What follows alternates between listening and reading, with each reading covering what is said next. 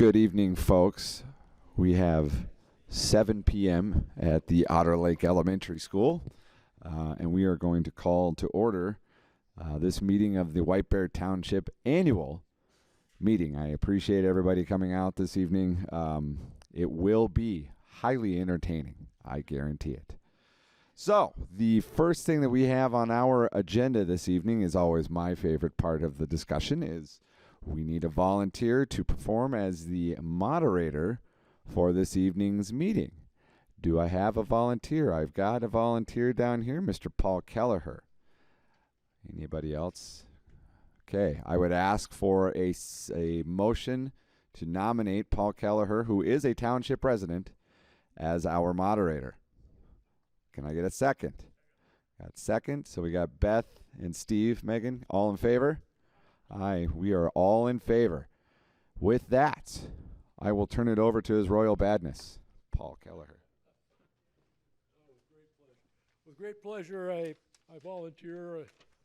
As Pat mentioned, I am a resident. I've been in the township for about 35 years, maybe 36 years, and I really enjoy it. I serve on the Economic Development Advisory Board and have been doing that for a number of years. So with that, I would like to declare the rules tonight will be the Robert's Rules of Order, and the town attorney will serve as parliamentarian, and the town clerk will keep the minutes of the meeting, and votes will be tallied by voice vote or hand vote if appropriate. So moving right along to number 4 on the agenda, approval of the annual meeting agenda. Is there a motion to approve the agenda? Is there a second? Well, we've got a first and a second. All those in favor, say aye. Motion carries. And then number 5, approval of the 2021 annual meeting minutes. And those were in the packet here. They were on the website as well. Is there a motion to approve the 2021 annual minutes? Is there a second? We have a first and a second. Any discussion? Hearing none. All those in favor say aye. Aye. Those against it say nay. All right. The annual meeting minutes is now approved. 2021 annual meetings. Number 6 is the Ramsey County Sheriff Report. I see the Honorable Sheriff is in the building. Greetings. Thanks for having me. In the old days, we used to announce the vote. Do we do that anymore? Nope. Remember those days, the township days? Yep. Well, you would pack this place in. Yep. Bob would, Weisenberger would announce the vote. I miss those days, don't you? No. Well, thanks for having us. Just a couple things about what's going on countywide, and then I'm going to have Jeff Ramaker, your undersheriff, talk a little bit more specifically about White Bear Township. Violence is on the increase. That's no secret to anyone. I will tell you, last year in the city of St. Paul alone, there were 2,432 reports of shots fired, and 235 people were injured by those shots. Record homicide rate there in St. Paul of 38. Now, that homicide problem is not out here in White Bear Township. I will tell you, we still enjoy some of the safest communities in the country out here along this northern band. White Bear Township, North Oaks, Arden Hills, Shoreview, Vadnais Heights. But having said that, if we're not vigilant, it is coming. 2 years ago, you might recall, we had a problem with home invasions. 2019, 2020, we had a group of young kids from Minneapolis that were driving around the freeway and deciding where to get off. And they'd go about a half a mile, and what they like to do is go to people's cars in their driveway, look for a garage door opener that worked, go into the garage, and then go into the house. We had a number of burglaries: North Oaks, Vadnais Heights, White Bear Township. And I'm proud of the fact that we have a very proactive investigative unit, and we were able to prosecute, find, and arrest and prosecute those offenders. So I'm telling you that we're applying that same strategy to the carjacking wave. That home invasion thing has been kind of put to the side, put to rest. We put a number of people in jail. But carjackings are sweeping the metro area and began really last winter, a year ago. So we put together a carjacking unit. We got a state grant from the Department of Commerce to go after people that would steal cars and carjack cars. And we've arrested 60 plus people since last September.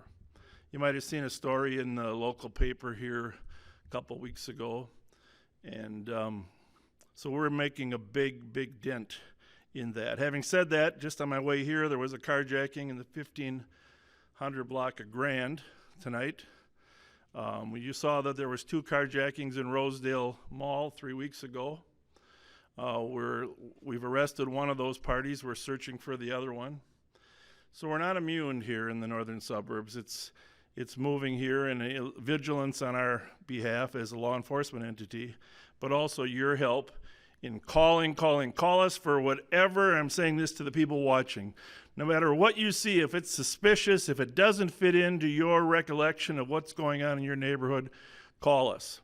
We want those calls. We love them. They help us put the dots together when it comes to solving crime. So those are the major issues: violence, carjackings. The minor issues that's the most nagging. Anybody in here get a catalytic converter stolen from your car? It's everywhere. The camera person back there. And we are working diligently to try to multi-prong that, whether it's painting your catalytic converter, making it harder for thieves to sell it, because it'll take you 2 months now to get into a shop to get it replaced. And it's going to be a $2,000 to $3,000 job by the time you do. Sadly, they sell these catalytic converters for a few $100. And we have cracked down on the purchasers here. Now we know they're actually shipping them out of the country to make money on catalytic converters. So that's a problem that we're wanting. So if you see a suspicious party laying down outside under a car, please call us. It's no secret that cars in general get broken into. Anyone here have your car rummaged through? And, pardon me? Broken into, rummaged through. It continues to advance from the inner cities out to our community, and we're doing everything we can. I highly recommend Ring doorbells, Arlo doorbells, any type of doorbell or video surveillance you can put on your house. It's a huge advantage. Almost everything we do now is solved by technology and our ability to see a video, but also for the homeowner to call and say, hey, my alarm is going on outside the house. And those things are pretty affordable now in today's world. So, cars being rummaged through. Don't leave anything valuable in your car. Don't leave your garage door open. Or here's what I do. I hide my garage door opener. I'm no different than you. I know I got a little garage door opener. I don't have the kind of car that you can put some electric thing, so I hide it. So if they break into my car, at least they're not coming into my garage. Should we have to take those steps? No. But that's just a practical reality. So Under Sheriff Ramaker is essentially the chief of police in the 7 contract cities. I've known him for years. I hired him. What year did I hire you, Jeff? 1997, the first go around. He's going to talk a little bit more, and then I'm going to answer for your questions. If you want to throw things, I'll move the microphone so you got a better shot, but we'll have Jeff talk a little bit. Well, thank you, Sheriff. First of all, I'd just like to thank the town and the town board for continuing to have the opportunity to police White Bear Township. You know, the Sheriff's Office has a long history of being your police department. Our men and women out there proudly serve this community. They love working out here, and the people that that live and work in this area, so we're proud to do that. The sheriff wants me to talk a little bit about crime here. So we have a very fancy records management system at the sheriff's office that we adopted in 2015. And every year we get more and more power behind that records management system to really analyze crime trends and things that go on in our 7 communities that we serve. Like the sheriff mentioned earlier, White Bear Township and the northern communities that we police are very, very safe communities. And we see that in a lot of our crime data that we analyze. As a matter of fact, your calls for service over the last 5 years in White Bear Township have remained relatively constant. Not much change, a little bit of up and down here. But what you really have to do is you have to analyze what that data means and qualify it. One of the more alarming trends that we've seen over the last several years since the pandemic and George Floyd is we've seen an increase in what we call our Group A offenses. And those are really the 30 most dangerous offenses out there, most dangerous crimes. Many of them are at the felony level. And we're seeing in our contract communities that even though our calls for service might be relatively the same, those major things that are happening are starting to affect our communities in a more frequent rate. As a matter of fact, since 2019, we've seen a 30% increase in those higher level crimes out here in the suburbs. Over the past year, that increase has been 11%. So those are things like burglaries and assaults and robberies and fraud, things of that nature. So we're seeing a significant increase, and that's really that proliferation of that crime wave coming from the cities. And like the sheriff said, we're doing everything we can on the proactive front to help curtail that. Our sheriff's office is very proactive as far as continuing to police. We're out there on the streets patrolling. We're doing proactive things. We're stopping cars. We're arresting people. We are one of the few agencies that continues to chase people. You've seen a trend in law enforcement where a lot of agencies, because of liability, are stopping chasing people. That's not the case with the sheriff's office. We wholeheartedly believe that the way you curtail crime is to actually do police work. So we continue to do that out here. One of the other things that I wanted to talk about is some of that, Sheriff talked about catalytic converter theft. It's a really big problem out here. Catalytic converter theft and theft of automobiles, theft from autos, those are probably the biggest things that we see in your community specifically, those nuisance theft things. And those have layers to them that we also see. Oftentimes when somebody breaks into a car, they smash the window, right? So there's a crime of criminal damage to property. They'll steal what's in the car. They'll take your catalytic converter. They oftentimes are using your credit cards and at local retailers, so we have fraud going on. So when I talked about those 30 offenses, that's the layering effect of those offenses where we see that increase in crime from some of those lower level crimes. But that's about all I have for crime in the township. Can I entertain any questions specifically about that? And we'll get the sheriff back up here and he can close some things out. Yes. I was reading an article, and I think you, Sheriff Fletcher, quoted the statistic. There's literally 50 families that are the cause of most of the crime in the area. What can we do about that? Put the 50 offenders in jail. It is true that, I don't know that I was quoted as saying 50 families, but it is true that we believe 50 to 70 children in Ramsey County are driving a majority of our crime.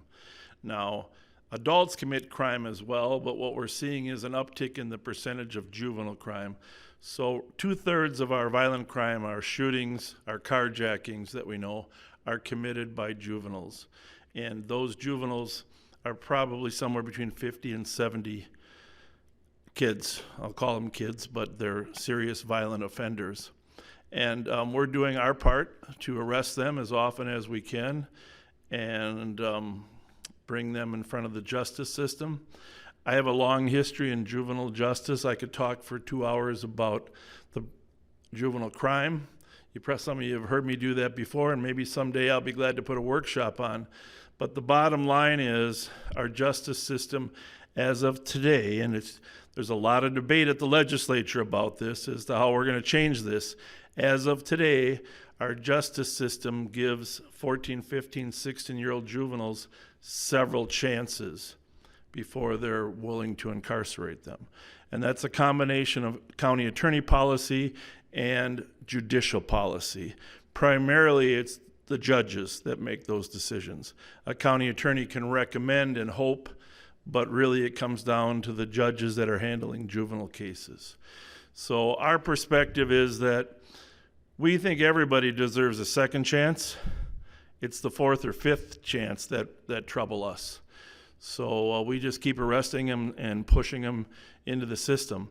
Part of the problem is, and yesterday I had a meeting with 3 commissioners, 3 judges, John Choi, several city council members. Part of the problem is that when Boys Totem Town was closed, the decision was made to close that in 2015. They eliminated 50 beds for juvenile offenders. And so when they closed that, they had a plan to open up some alternative centers. Actually, the Hennepin County Homeschool, which was similar to Boys Totem Town, closed at the same time. And Hennepin and Ramsey County had this agreement to open up a joint facility in Richfield. And that was the plan at the time.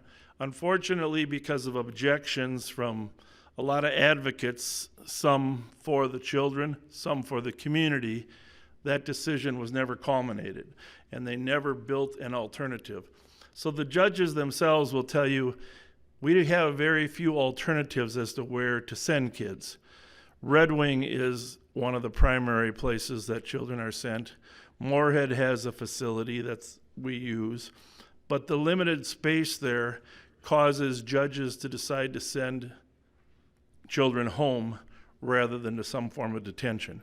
So yesterday we had this meeting, and let's just face it, we're law enforcement officers. We love kids, but we understand they need a timeout. Some kids need to be put in detention for 6 to 9 months to get off their chemical addiction, to get their mental health right, to get their depression treated, to get on the right regiment of medicine, and to separate them from their peers. Not everyone agrees with us. Not everyone agrees that they need a 6 to 9 month timeout after committing 3 felonies. We do. And so what happens is they tend to send kids home. Electric home monitoring is the preferred way of monitoring youth now. And unfortunately, electric home monitoring doesn't work that well, especially when kids know how to disable, short the battery. Their parents are usually at work during the day when they're home. So there are problems with that. And frankly, one of the other problems is the probation office is understaffed, has been working from home, doesn't do home checks like they did before COVID. So a lot of these kids don't have monitors. So in a nutshell, what should we do to these 70? Give them a timeout in some form of detention, help them with their problems before they become 18. We need to help these kids before they become 18.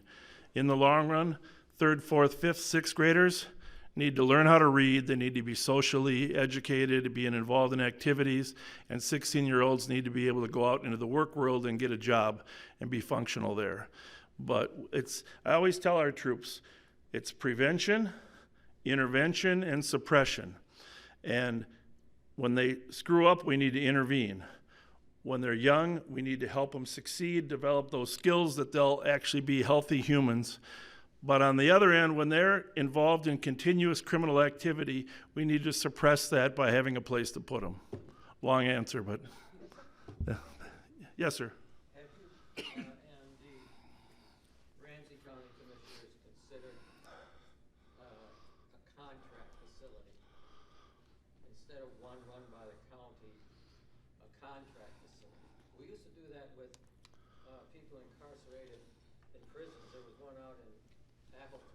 Right. And somehow that got closed. When we needed the space, they closed it anyway.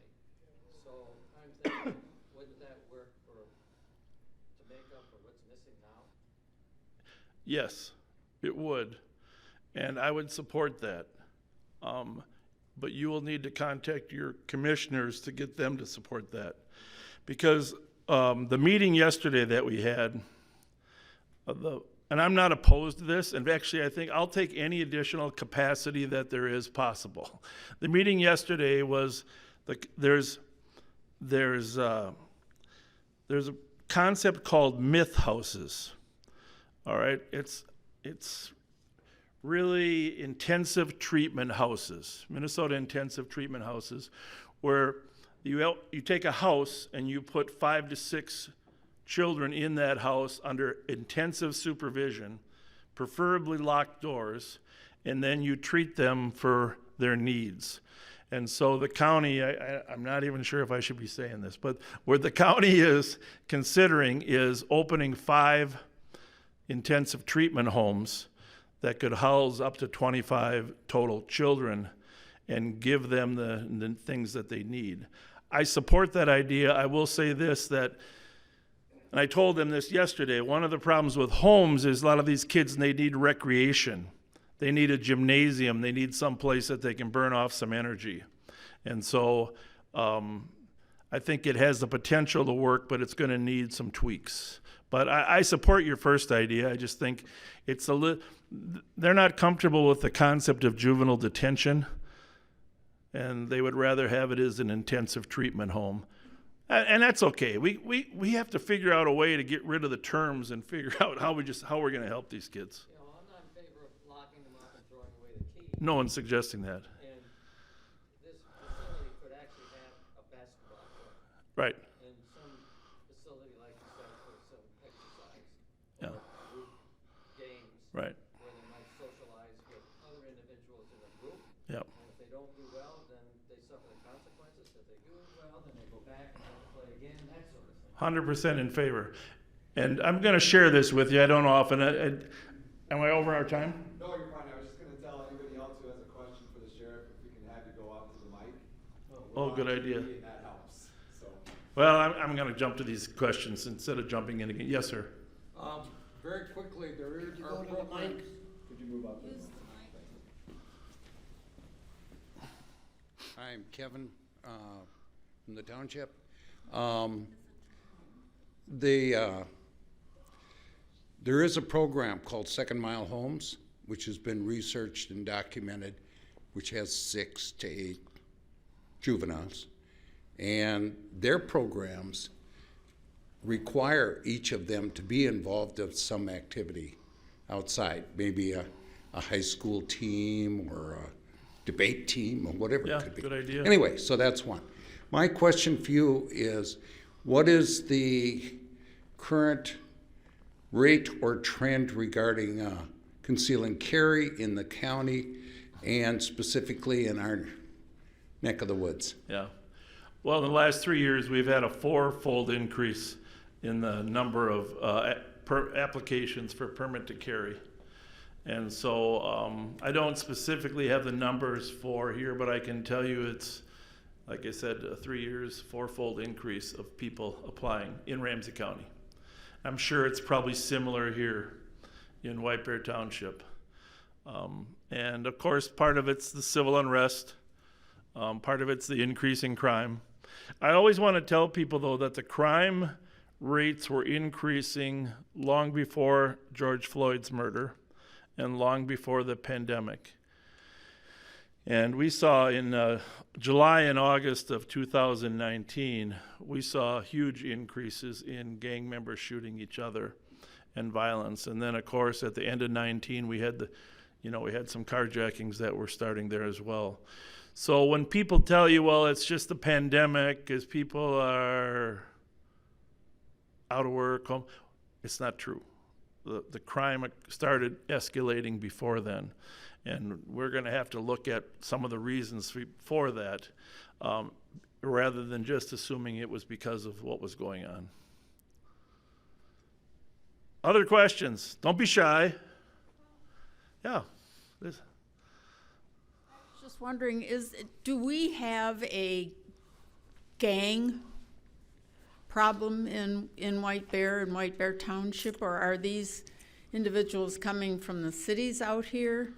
You read about these kids that have races between County Road J and County 14. I don't know. Well, they're great questions. First of all, no, you do not have a gang. Stay there in case I spur another question in your mind. You do not have a gang. I will say this, though, that Maplewood has some gang members living there, and Maplewood has some carjackers living there. So we've had some regular surveillance routines that we had to go into Maplewood. So, Maplewood, White Bear, it's not far, but you do not have a gang problem or gang residents here on a regular basis. Racers are a whole interesting thing, aren't they? And I got to tell you, we have really cracked down on the racers. You're not seeing them much this last year.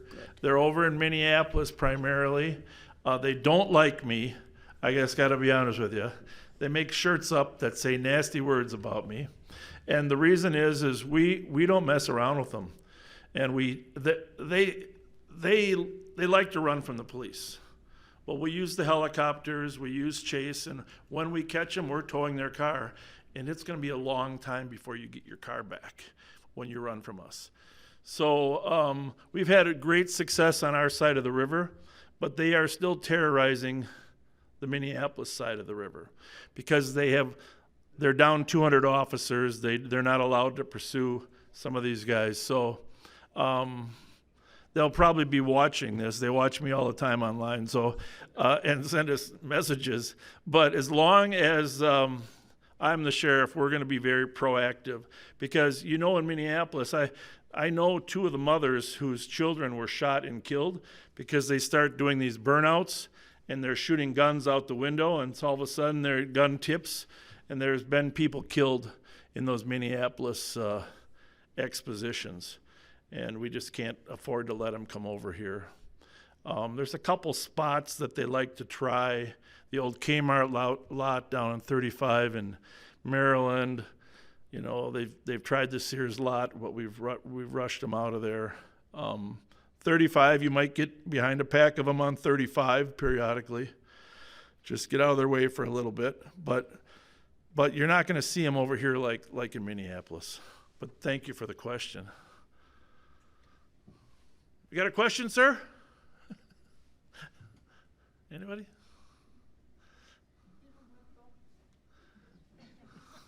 A friend had her home invaded. Yep.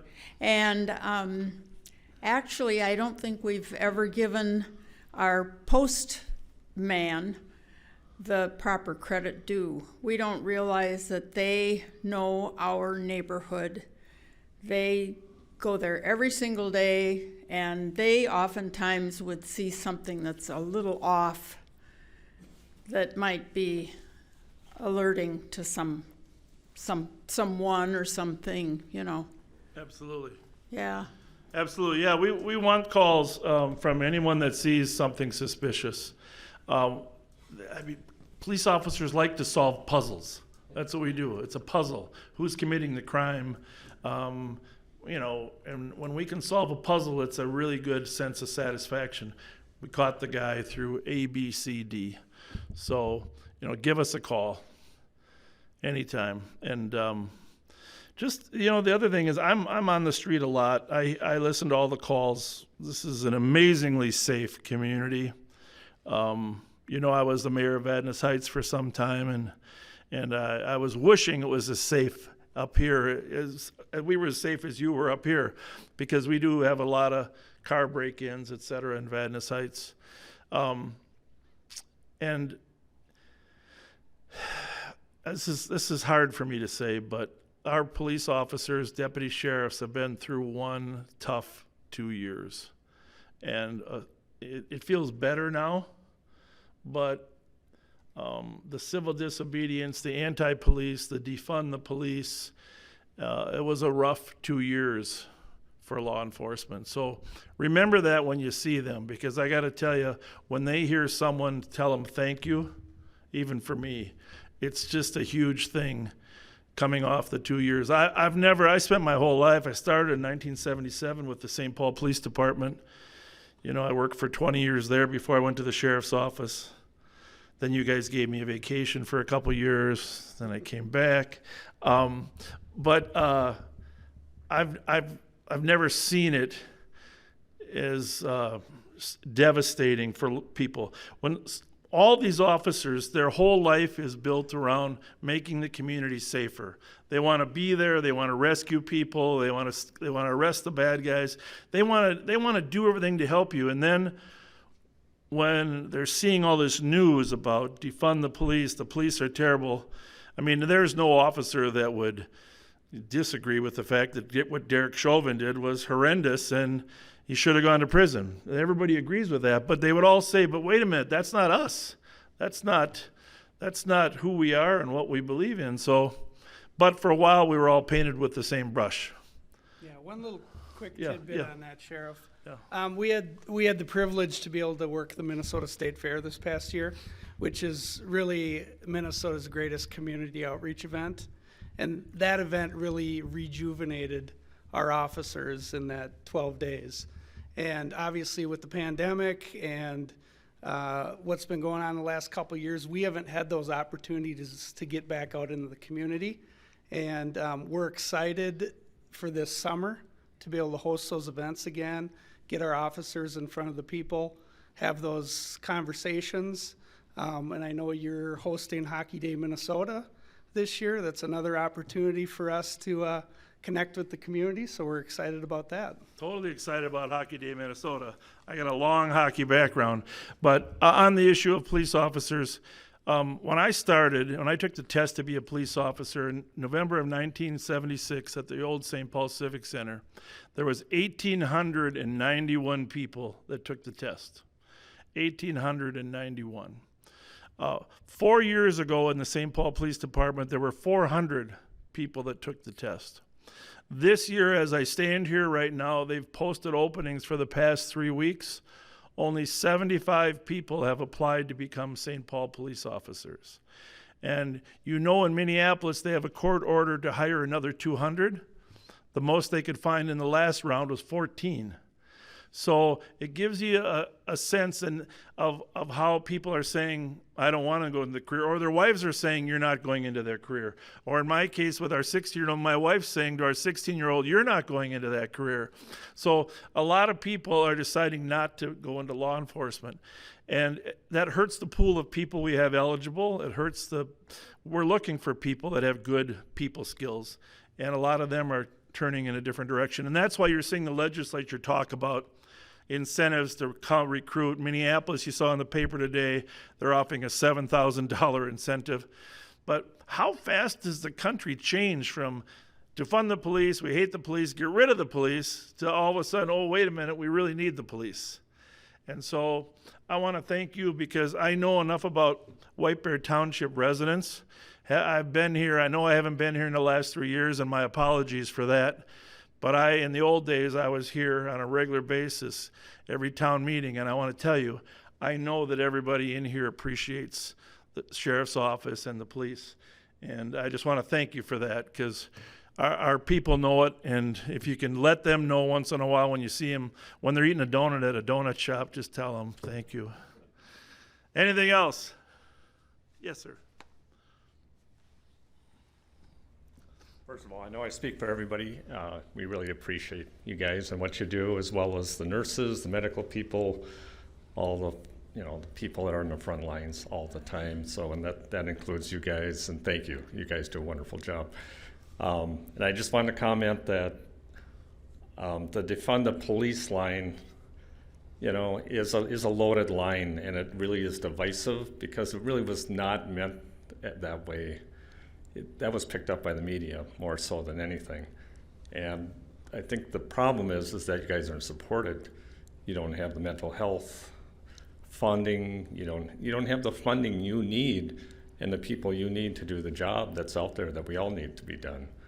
And so I just want to comment on that, but I'm sure we all do. Thank you for what you do. Hey, before I close, as long as you mentioned the defunding, I just want you to know that we're losing some of our deputies to other cities. One just left this week for Lakeville. I can tell you I average with the suburbs in the western Hennepin County, they're paying their deputies $7 an hour more to start than what our deputies are getting paid. And so we're going to work with our county board to figure out how we can shrink that gap, because we can't afford for our people to go off to another city. So thank you for mentioning on the defunding. Thank you very much. Appreciate it.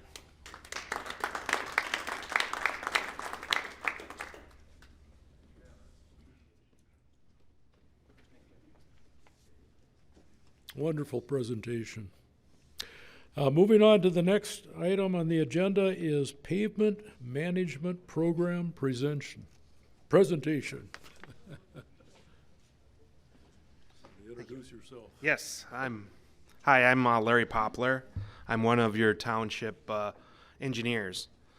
I came before this group about 3 years ago. At the time, we shared a pavement management plan that we prepared at the direction of the board.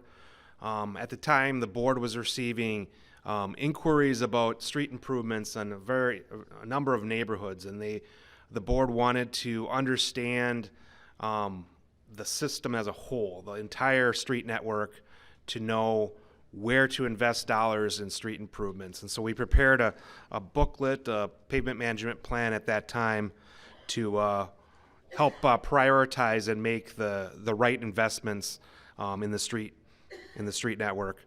The township has 42 miles of streets, and if they were built brand new today, it would cost over $80 million to build. And so roadway work is very expensive. We want to do the right thing and the right improvements to preserve our pavements and extend the life of the streets, because that initial investment is the most costly part of the project. And so more recently, the township has re-rated their streets, and we wanted to check in and see how we're doing, what areas are degrading faster than others, and update our plan. And so that's what we're undertaking right now. And I'll get into some details around the new data that shows where we want to prioritize our street network. But before I do that, I want to go over some basics that we discussed last time, but just as an updated reminder. And these are the goals the board agreed to when we put this plan together, is to plan for maintenance activities and improvements that prolong the life of that street, ensure residents are receiving the best return on investment, that we're putting the dollars in the right spots, assure safe streets, that streets that are older in age that maybe we can't get to, that those potholes are filled, that those areas that are icing up because of drainage issues are addressed before we get to the street improvements, and really to preserve property values. We see a lot of times when we do street projects that people are investing in their homes as well. When we do those street projects, it's one of those things. If you're living on a nice street and you see those that investment in the street, you kind of want to do the same thing for your home. So we see landscape projects, roofing projects, painting, right around the time or right after we do projects. But really the bottom line is to do the right improvements at the right time, so we are making the right investments. So just going over some basics again. Why do streets deteriorate? So the top three on this list are probably the most important. Poor drainage. Drainage is the enemy of the street, If you don't control the drainage, it gets into cracks and underneath the street, and it can disrupt and move with freeze and thaw that can move those pavements and start cracking even more. The soil conditions beneath the street. If you have granular soils beneath your street and they are free draining, that's great, but it's not always the case here in White Bear Township. There's a number of areas that are clayey in nature and more frost susceptible. Then the third is original construction of the street. If we didn't build the street in the right way at the beginning, it won't last the test of time. Other things are traffic volumes on those roads. There's certain streets that have more traffic than others, and they degrade faster, obviously. And just simply time. The pavement you place down won't last forever. It oxidizes and breaks down over time. I mentioned freeze and thaw, and then utility impacts. If you have utility repairs, private utilities, or even public utilities, and you end up with a bunch of patches that it becomes uneven as well. So those are ways that streets deteriorate over time. And so this is a pavement degradation curve, and so streets degrade along a curve like this, and so the township rates their streets on a scale of 0 to 5, and so I kind of put that scale here, and then they degrade. So when you have a brand new street, it starts out at as a 5, and then over time it slowly degrades. It gets faster at times, and then kind of levels off when it's in pretty poor condition. But that curve may change or be different depending on those variables I just touched on. If there's poor soils, that curve gets sharper. If you have good granular soils, that curve gets longer, and you get longer life out of your street. So this graphic is a little bit scary when you just look at it, but I'll kind of walk through it. So the curve I just showed you is the red curve. So if we do nothing to our streets, they degrade over time, and over a period of 25 to 30 years, they'll be in poor condition.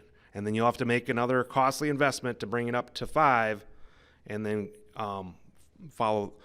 then it'll continue to degrade again.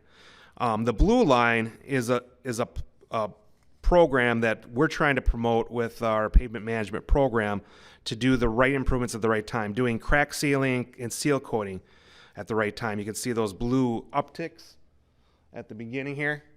When you do that crack sealing and seal coating and sealing off those cracks, you can get longer life, and it makes that curve, extends that life of that street.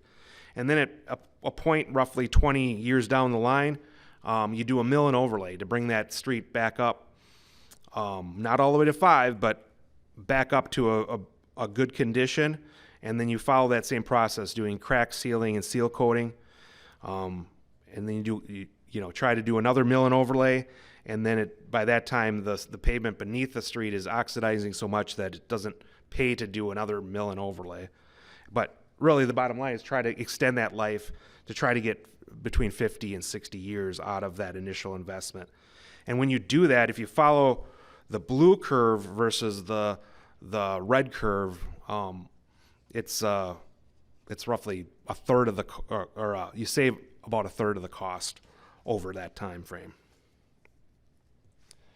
So again, I mentioned the township rates their streets on 0 to 5, and they again did that rating in 2021, and we're using that data to drive decisions around our pavement management program.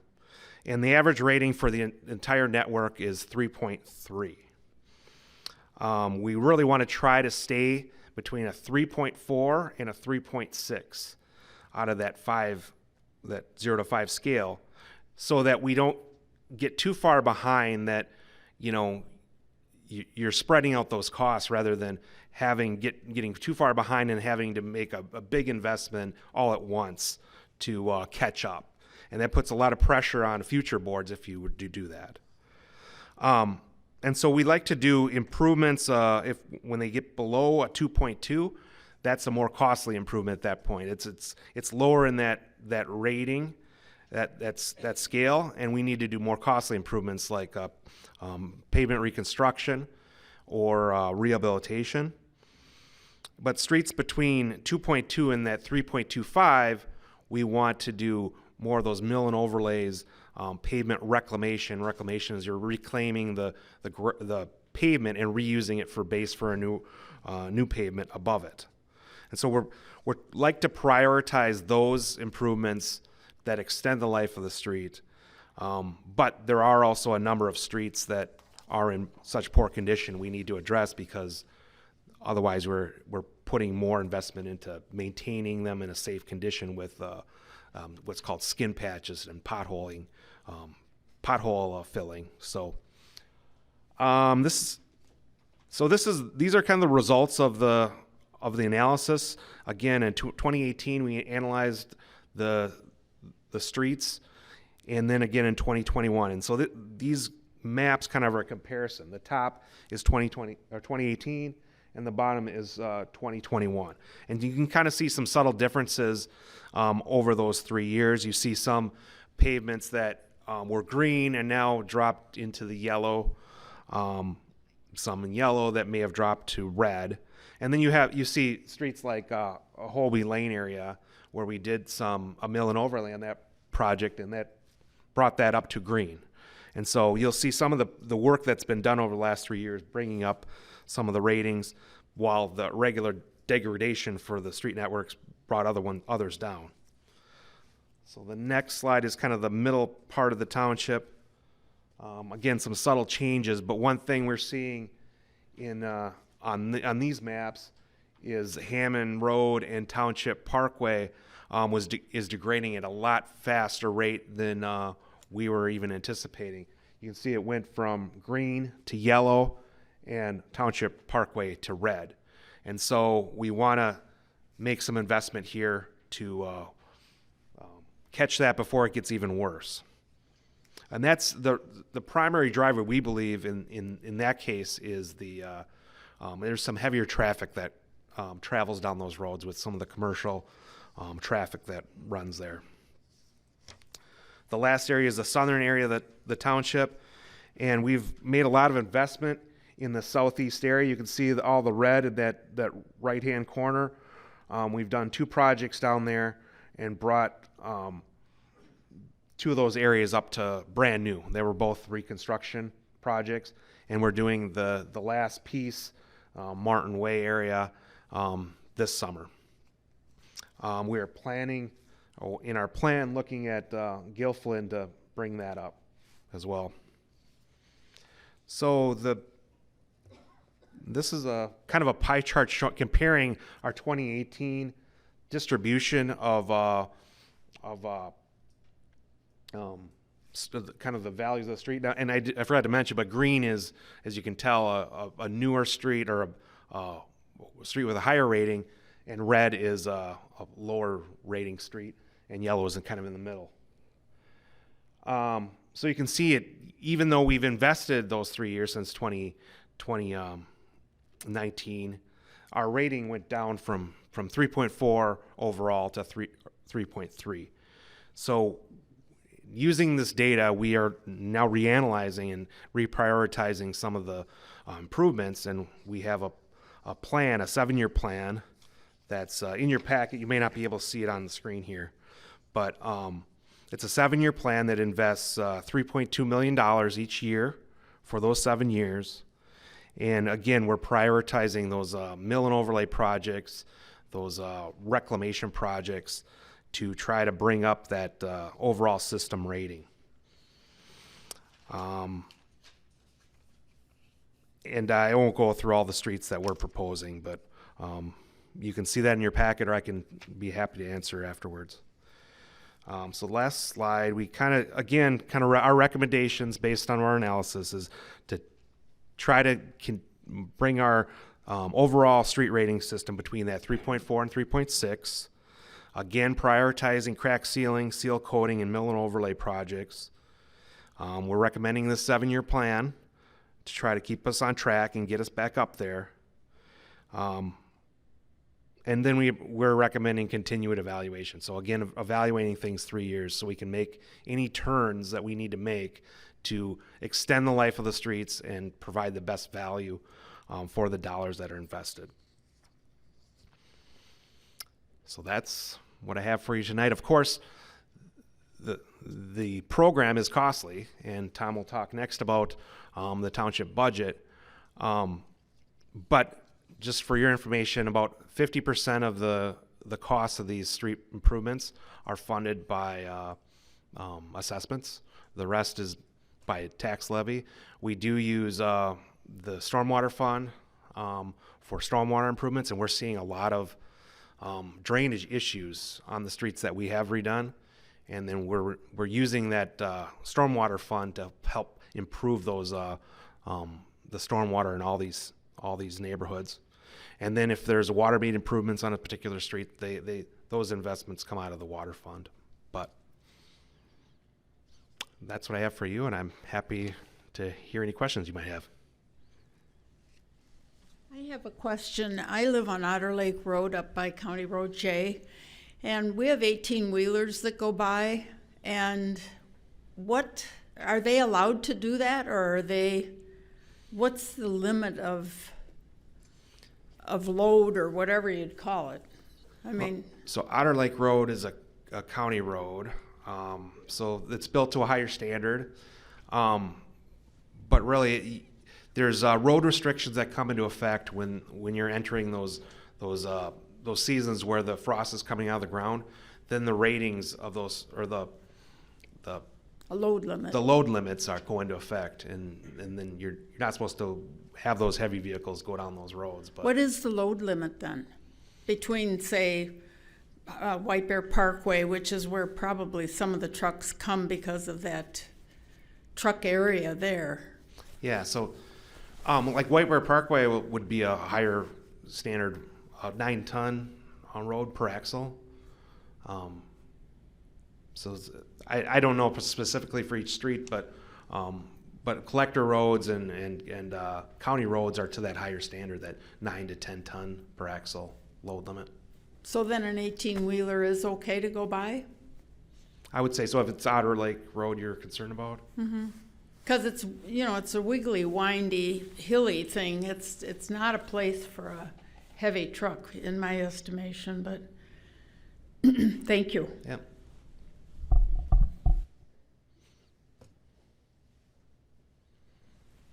Just a question about stormwater ponds. They're common and getting more common.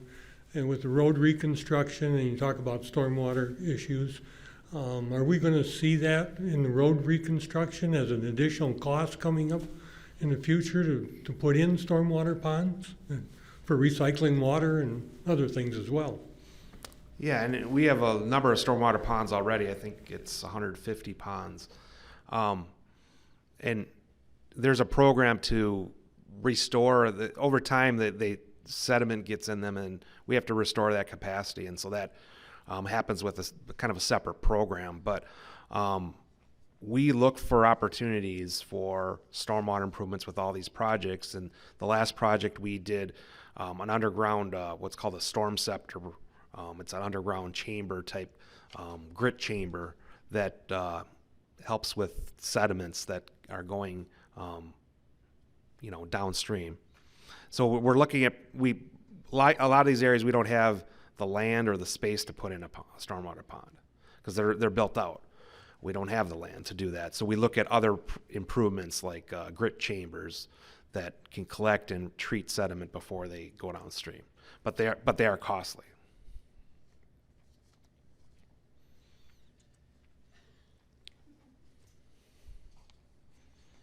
Excuse me. We're wondering, living so close to County Road J, about this impending improvement of the bridge and the roundabouts that they intend to put on both sides of 35E. Are you someone that would address that, or because they had surveyors come through in the fall, and so they have markers up? Is this happening soon? Have they made some definitive, plans for it to begin? Yeah, that's more of a state county project that I haven't been involved with. I think. Yeah, I can.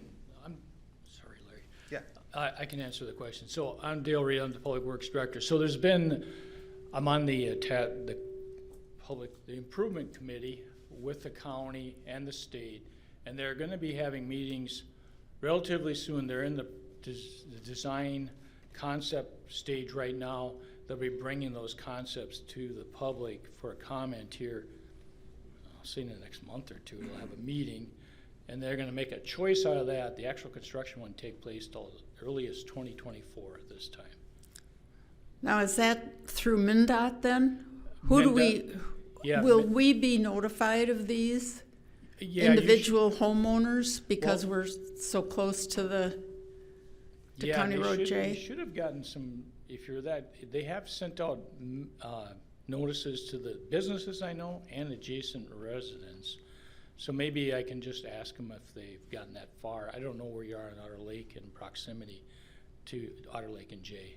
Yeah, I'm 6 houses south. Yeah, well, I can ask them if they can expand that. But it just, there is a, I don't have the website off the top of my head, but there is a website that you can go to get updates. And the county would have that on their website for sure. Okay. 'Cause they're a partner with MnDOT, of course, because they're Jay and Ash and Centerville. So it's eminent. It is gonna happen. You've probably seen some of those temporary traffic control mechanisms they put up there. Yeah, that's all preliminary work. And the survey you spoke of, that is also preliminary design work. So it is coming, it is going to happen. A lot of it is based on getting these designed. They want to get in front of you because they want to apply for funding, from the feds. So there's a timeline. And I would encourage you to just go to the Ramsey County website, and they should have all that information on their webpage if you're familiar with their transportation page. So hopefully that's helpful. You can always call me at my office too. Take your phone number. Yes, I can give that to you after the meeting. If others wanted to, I would be happy to share it with you. So. Ramsey County does a good job on their website. If you just even search Ramsey County roads and transportation, they'll have future projects and current projects, and you just click if there's a future project. It'd be under future project at this point, and then. Oh. All right. Any other questions? All right. Thank you.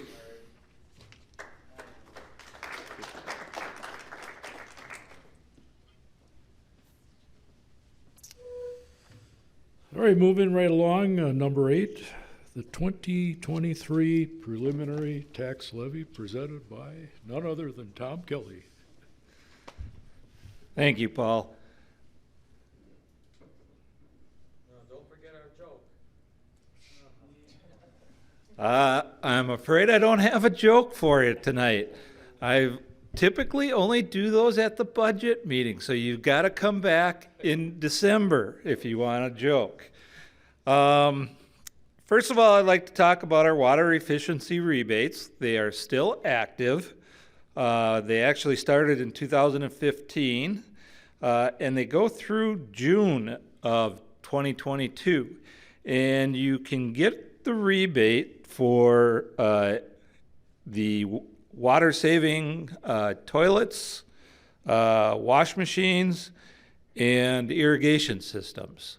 And so if you have any questions on it, you can call the town office and talk to Karen. She's the one that's been handling all of this.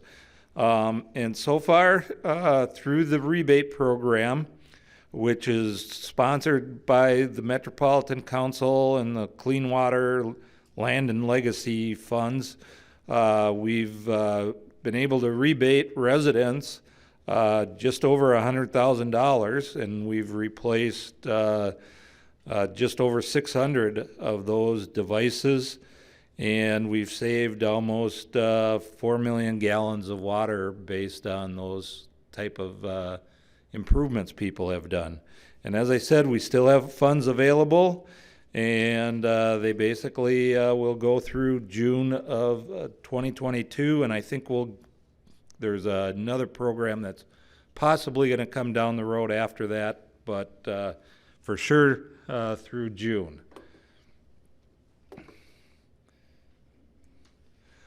Going to the budget, I always like starting off, the township does receive 3 different financial awards from the Government Finance Officers Association, which is a national organization. The first one that is up at the top, closest to me, is for our annual audit report. We've been receiving that award for 25 years. In Minnesota, excuse me, there's approximately 184 government agencies that receive this award, and nationwide, there's 7,666 of them that receive the award. The white one up in the top corner is for our popular report, which is the report we do basically in the fall that just kind of summarizes our annual audit report. We've received that for the 6th year in a row. And in Minnesota, there's only 15 government agencies that receive that award, and nationwide, there's only 511 that receive the award. And then the bottom award is for our annual budget, and we've received that award for 28 years, or 20 years, and in Minnesota, there's 28 government agencies that receive that award. And in total, nationwide, there's only 1,739 government agencies that receive that. So receiving all 3 is very rare, and it's a nice accomplishment. Moving on to the 2023 preliminary levy, as always, this is our worst case scenario. We use conservative revenue estimates and what we think is our worst case expenditure estimates. After tonight, the levy can be lowered, but we cannot exceed whatever you approve tonight. So that is why it is our worst case scenario. The 2023 levy and budget will be presented at the budget meeting in December, which is at 7 p.m. December 6th, and it's at Heritage Hall. And that meeting was set last year at last year's budget meeting. So again, if you want the joke, you got to come to the December 6th meeting. As I said, this is our worst case scenario. We can always lower the levy as we develop our budget and get more of the numbers from the different agencies that affect our budget. And as the chart behind me shows, that has always been our history, that our preliminary levy has always been higher than our final levy. So hopefully that trend will continue this year as it has in the past. Right now, as it stands, we have a 2023 preliminary levy of $5,776,108. That is a 7.606% from last year's preliminary levy. Last year, because of different things, we were in our preliminary levy was double digits from what our preliminary levy was the year before, and so we've made it a little bit closer this year, being at that 7%. We determined that based on our 2022 budget and then what we actually received for revenues and what we actually spent in expenditures in 2020 and 2021. Plus, we did some inflationary adjustments with some exceptions. On the revenue side, we have rental and animal licenses, which are collected in even years. Seeing next year as an odd year, that will decrease our revenues by about $21,000. We left our state and county aids at 2022 amounts. We didn't increase those, which right now we get about $54,000, mainly in county aids for both the police and for the recycling money. The state, our state aids have been getting cut. We went from $14 to $13 in 2023, so we don't get a lot in state assistance. Fiscal disparities, we're leaving at the 2022 amount, which is $403,994. Fiscal disparities is a revenue sharing property tax system in the metropolitan area on commercial and industrial taxes. On the expenditure side, our union contract does call for a 3.25% increase on January 1st, so we plugged that into the budget. And then we increased the budget for summer help. We've been having a hard time getting summer help, so we increased that. And the summer help mainly does helps with street maintenance, and then the mowing of the parks and park maintenance. Health insurance, we won't know what our increase, if any, will be for until probably November. So we've plugged in a 15% increase for that, which hopefully should be more than enough to cover that increase. And those changes that I just described with the wages and with the health insurance, that does increase our personnel services just over 10% to $165,217. We increased the transfer for our seal coating project. We have not been funding that at full capacity or 100%. So we are increasing that $25,000 to be $150,000 for next year, which will be 100% of the projected program costs. So for 2023, we will have our seal coating at least covered 100%.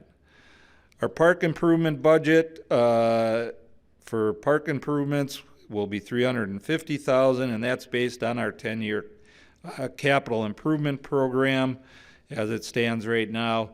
As part of the budget process, we will be going and updating that plan, so that number could change. It's currently a $50,000 increase over the 2022 budget. Next, we've got our equipment rental fee, which is a fee we charge the departments for use of equipment. Currently, we've only been funding that at 50%, and in 2022, we actually increased that to 75%. And so for 2023, I'm proposing we increase that to 100% of the depreciation, which would result in about an $89,000 increase.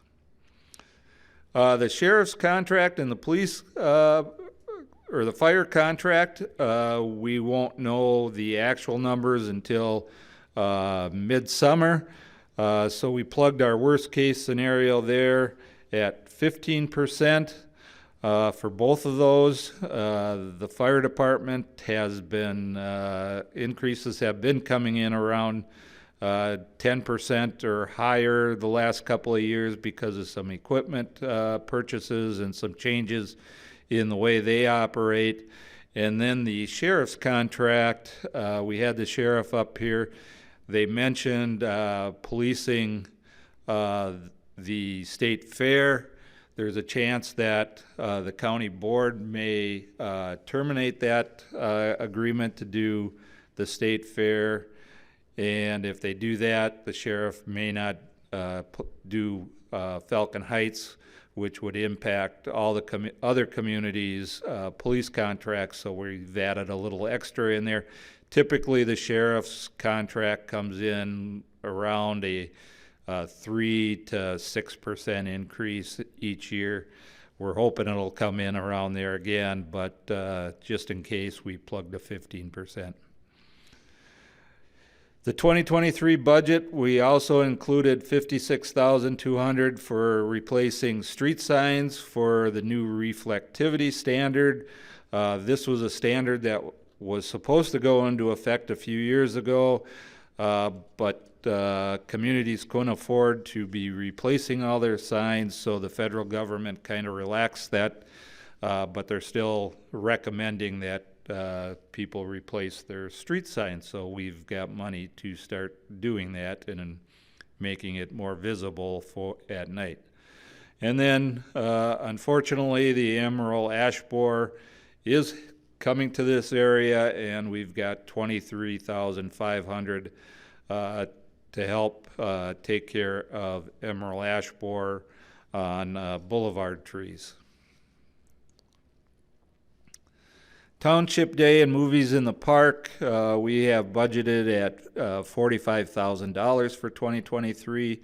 The current budget is $38,400, so increase there. And then, as Larry mentioned, we've been doing street improvement projects. To do that, we've had to issue debt to pay for those street projects, and part of the repayment schedule is through a property tax levy or a debt levy. And for 2023, based on the bond schedules, that debt levy will be $507,230. That does include bonds we issued in 2019, 2020, and 2021. In 2021, we actually issued bonds for both the 2021 street improvement project and the 2022 street improvement project to take advantage of the low interest rates. So we won't be back into the bond market this year in 2022, which should help with the levy a little bit for 2024. But then when we do the 2023 street project, we'll probably have to issue bonds for that, and it'll bring it back up. The good news is the town did receive a bond rating increase from S&P to a AA+, and so the township's bond rating is now one step below AAA, which is the best you could have. But because of our size and the fact that we're built out, I don't know that we'll ever be able to achieve the AAA. But to get a bond rating up to AA+ is very good, and it helps with the cost for issuing bonds. The bond issue that we just issued in 2021, as I said, it was a 2-year bond. The township received the bond was for 10 years, and we received an interest rate of just under 1% for those 10 years. So that gets passed along in savings to the residents in the form of the tax levy and in the special assessments that are assessed to the property owners. So that brings us to the preliminary levy for 2023. As I said, it is estimated at $5,776,108, and you can see on this slide how it's broken down compared to the 2022 preliminary levy.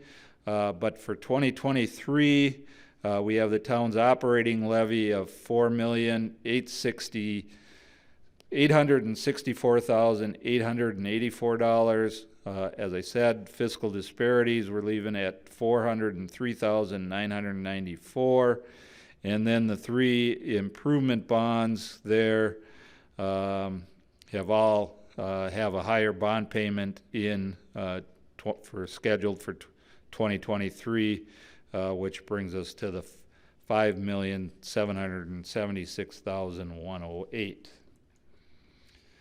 If the town's tax capacity remained flat for 2023 at the 2022 level, which is just over $16,500,000, the town's tax rate for 2023 would be 32.531%, compared to our current tax rate of 27.253. So, what that means is if there was no change in your home's market value, you would see a tax increase between $8 all the way up to about $18, depending on your home value, and that's based on homes valued between $200,000 and $400,000. So, and that's per month. Again, as we develop our budget and go through our budget process, the township can lower the levy, but we cannot exceed whatever the residents here approve tonight.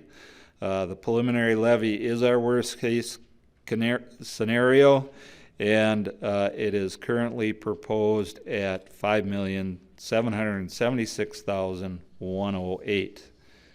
And with that, I will certainly take any questions you may have. Yes, sir.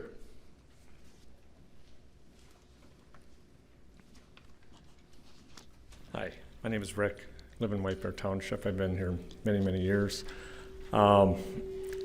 It's bothersome that the percentages are always going up so high in White Bear Township, and I don't really feel that we see the effect of the improvements that it isn't worth it. I don't see enough cost cutting going on in White Bear Township. I see the county trying to limit and cut corners and trying to constrain their levels, but the incomes in White Bear Township are not going up at the rates that the budget keeps going up. And there has to be some thought given. And I missed the budget meeting, so my bad, but I'm not in favor of approving this. So, thank you. Sure. And let me just say, we do try to keep our budget as flat as possible. But right now we are playing kind of the catch-up game, if you will, on funding things like our road improvements, our equipment. And unfortunately, because of that, it does force us to have a little bit larger increases. One of the other things that we are running into a problem with is, as I stated before, the aids we get from the state. We went from $14 to $13, and White Bear Lake gets over $2 million in state aids that we don't get, plus they get gas tax money that we don't get. And so unfortunately it puts, when we're doing all these road improvements especially, it definitely puts pressure on our budget because unfortunately we don't have as many pockets to go and pull the money from. Maybe I can just do a follow-up question. Sure.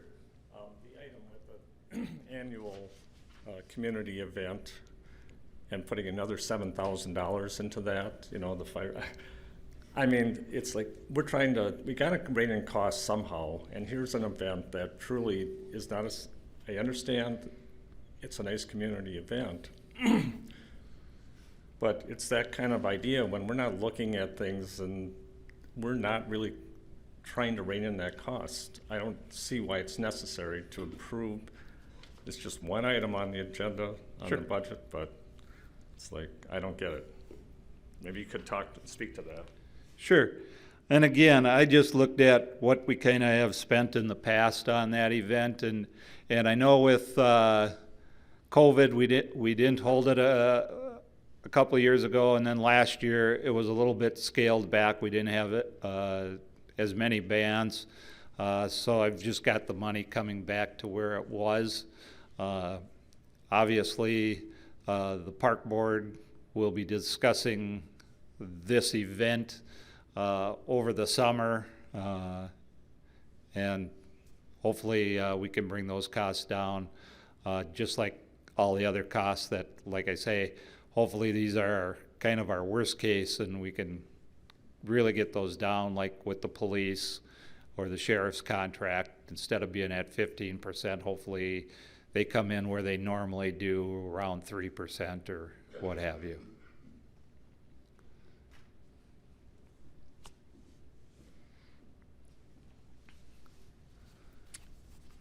My question has to do with the fact that by state law and budgeting, there is in fact a vehicle for us to get compensated in the same manner that White Bear Lake does. Are our legislators are they as conscious as when I've asked them this question about the fact that they should be doing something for us in that area? Because I have not been able to get an answer as to why not. I will answer that question this way, and then I got a feeling the boss is going to want to comment on it. Yes, we've brought it up to our representatives in the past. We were working with Senator Chamberlain, and then COVID hit, and it kind of fell by the wayside. We've brought it up to, can't think of the young gal's name, Amy. So they are aware of it. Now, does it go anywhere? Because, you know, especially on like state aid, the state only has so much money in their state aid pot, and the cities that get it don't want to lose it. And so for us to take it away from them, now Pat, I will turn it over to him and let him tell you what efforts he's making right now to get the legislature on our side on this one and get us more money. Yeah, thanks, Tom. The only thing I would just maybe correct you on a little bit is that statutorily our status as a township does not allow us to get into the same formula as the rest of the municipalities, cities, counties throughout the state. We are kind of an anomaly. We're the largest township in the state. So we feel more like we're a metropolitan city, but statutorily, I'll defer to legal, we don't qualify for those. However, we have, the board has directed me to approach our legislators with a proposal of changing just one or two very small words in the statute that would hopefully qualify us under the formula that's in place. We also requested consideration for Minnesota gas tax for maintenance of our roads. And the one that I feel probably the best about right now is we did request to have that we would legally be defined as being righted to franchise fees as well. We can't do that as a township right now. So we've requested those three things right now of our legislators directly to the Senate Tax Committee to consider. As Tom has pointed out and Larry has pointed out here this evening, we have considerable costs going towards infrastructure work. Any dime we can get is going to be helpful. So we are working on that. Thank you for, I misunderstood the legislation. That's fine. Yep. Yes, sir. My name is Steve Kernick, 40-year resident of the township. Now, just looking at your slide of the historical levy on page 12 of the handout, and I noticed that from 2011 to 2016, it was pretty much level every year. And then in 2017, it started rising, and we seem to be on a steadily upward trajectory. I'm just wondering what changed in that year. What kind of mega trend are we in, and is there an end in sight? Is it going to level off, or and can you project this just going to keep going up? Well, I will answer it this way.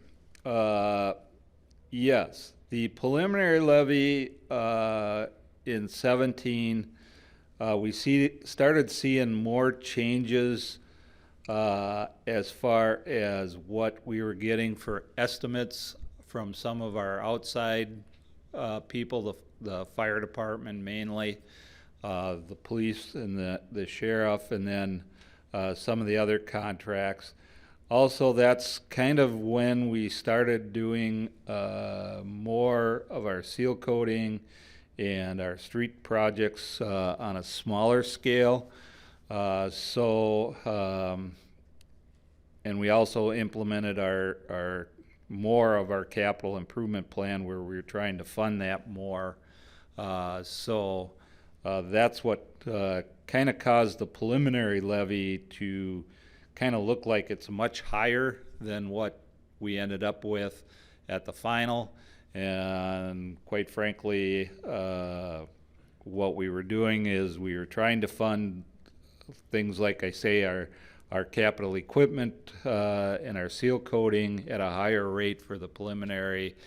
And then as we developed our budget and just said, you know, the residents can't eat that big of a jump from one year to the other, and so we chopped those down to where we were only funding them 25% or 50% of where they should be and got the levy down lower. So we basically were kicking the can down the street, as one of our board members likes to say. We were. So that would be the answer, that before, like, pre-2016, we were kind of deferring costs that we should have been rolling into the budget. Yeah, we should have been doing those projects all along, but the powers that be to keep the levy low and taxes low, as I said, just kept deferring those things to the point where it just doesn't make any sense, or really we can't keep kicking it down, or we're all gonna be driving on gravel roads again. Now, is there any end in sight? As was presented here previously, we've got 7 more years of the 10-year pavement management plan that was presented. So if the board continues to elect to do these street projects, that plan basically calls for about $3 million in projects for the next 7 years. We don't have those funds on hand, so we're going to have to continue to issue debt, and as a result, the board will have the decision, how much do you special assess the properties that are affected to that, and how much do you spread overall to the entire community, unless we can get some of these state aids and gas tax and other ways to finance them. Okay.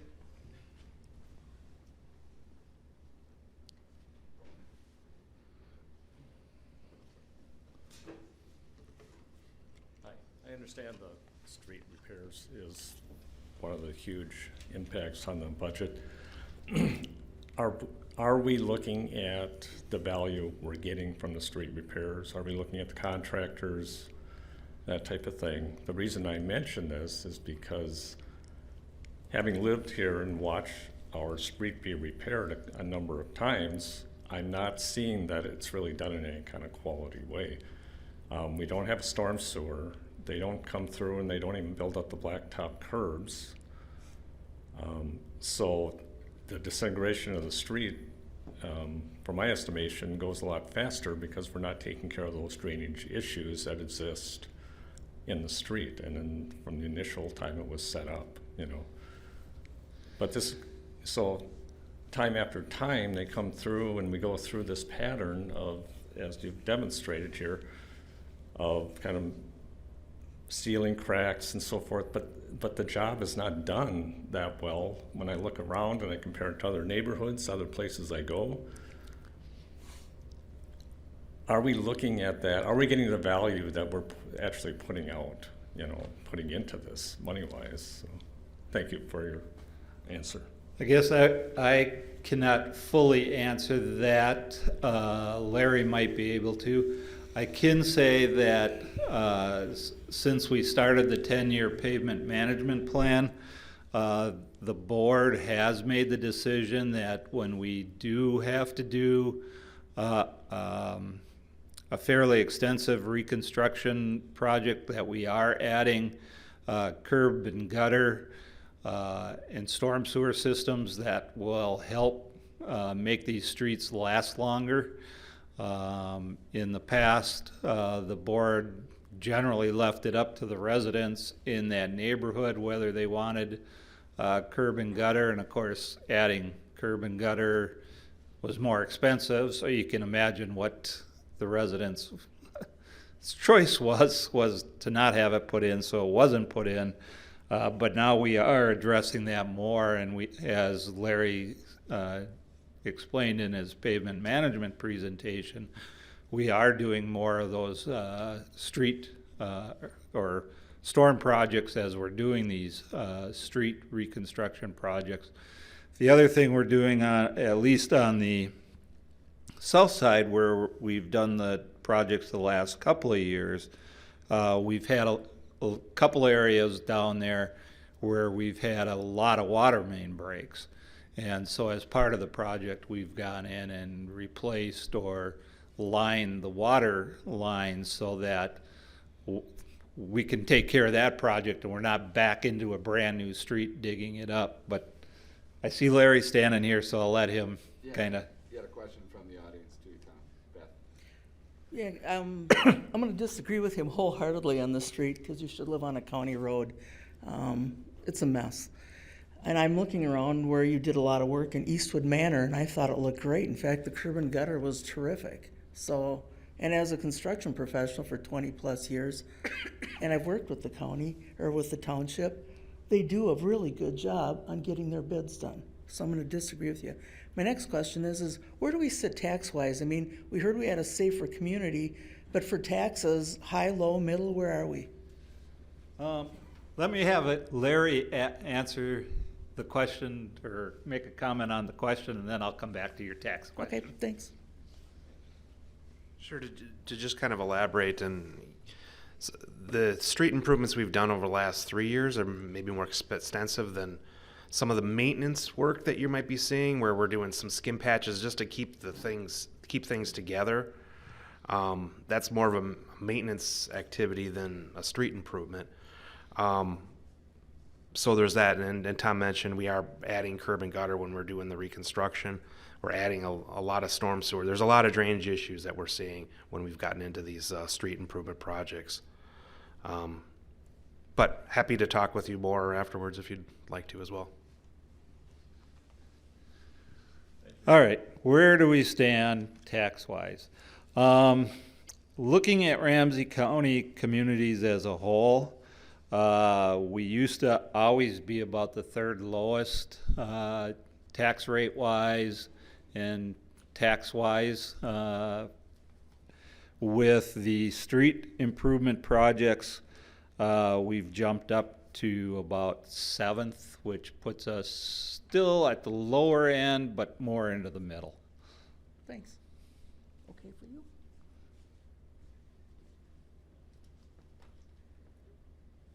Any other questions? Seeing none, I will turn it back over to Paul. Oops. And we actually need the residents to vote.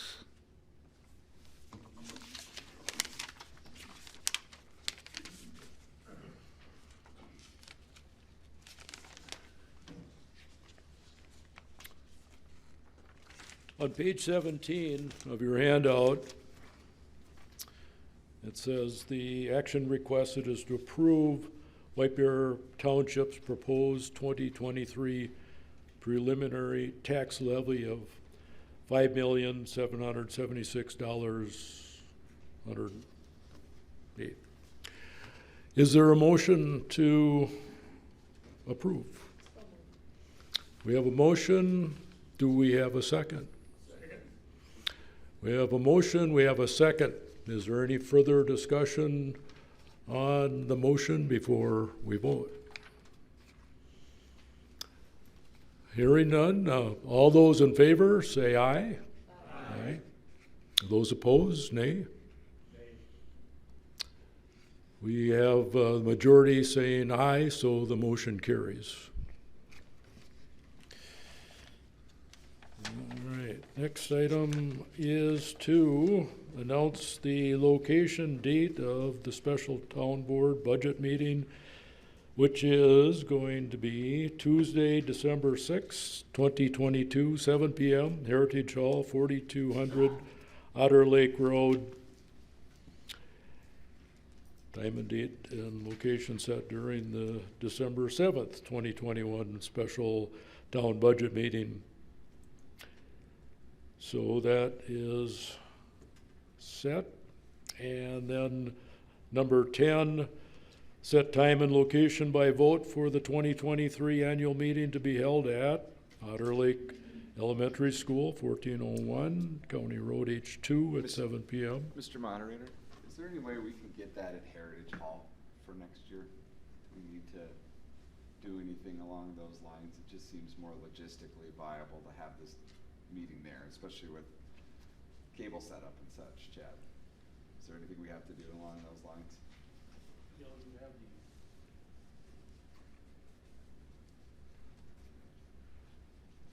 Obviously, the setup for for a possible motion to amend to heritage. We simply would, right now, the motion before the citizens is to hold the meeting here. Mm-hmm. We need a motion to amend to move it to Heritage Hall. There we go. So I would ask if anybody would like to make that amendment. All right, would anybody care to make the amendment? I'll make the motion to amend the Heritage Hall. All right, is there a second? Second. We have a motion and a second to amend. All those in favor, say aye. Aye. Motion carries. The cable people are asking that we explain what we were doing, I think, a little bit. The motion before the residents was to hold the annual meeting next year, which will be March 14th, 2023 at 7 p.m. At Otter Lake Elementary. The question came up with, because of the cable and other logistics, instead of having it here at Otter Lake, to hold it at Heritage Hall, which is already set up for cable and everything. So the motion was amended and approved to hold the annual meeting at Heritage Hall in 2023 instead of holding it here at Otter Lake. All right. All right. Before we go ahead with this, can anyone tell me how many parking places we have at Heritage Hall? Enough to accommodate 24 visitors. How many? About 24? Not 24 spots. The question is, how many parking spots are at Heritage Hall? Heritage Hall, I think, holds around 35 people, the building itself, and there's probably 25 parking spots total, I think, right now.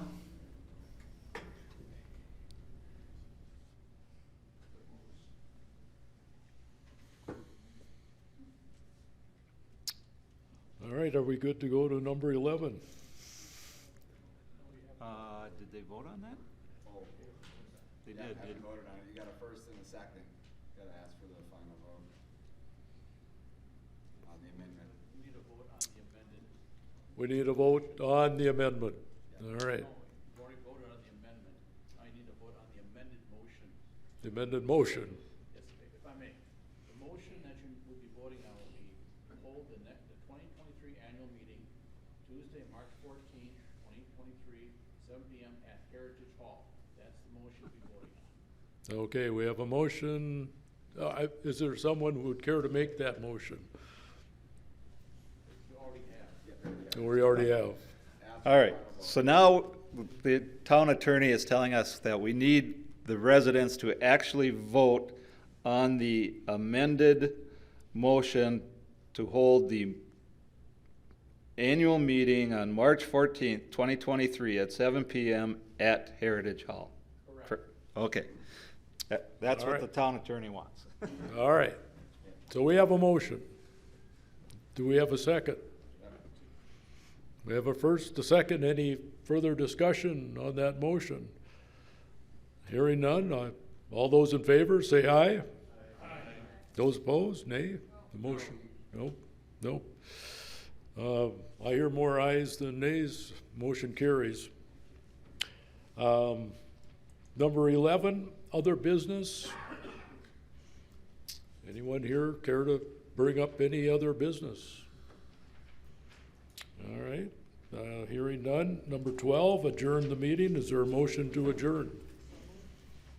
Is there a second? Second. Any discussion? Thank you, folks. All right, all those in favor, say aye. Aye. Motion carries.